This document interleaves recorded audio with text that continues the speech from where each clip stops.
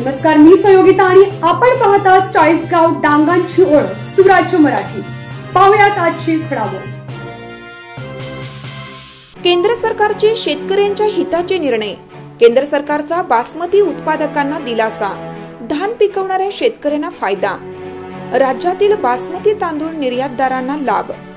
केंद्र शासनाने सोयाबीन तसेच कांदा उत्पादक शेतकरी यांच्या संदर्भात मोठे ऐतिहासिक निर्णय घेतले तर आहेच, परंतु आता त्यासोबत बासमती तांदळाची निर्यात करणाऱ्या शेतकऱ्यांसाठी फायदेशीर असा महत्त्वाचा निर्णय घेतलेला आहे।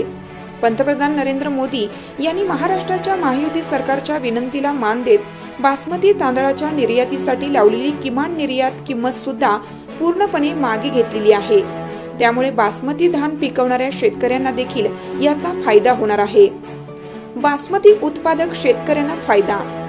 वृत्त संकलन विभाग, सुराज्य मराठी न्यूज नेटवर्क।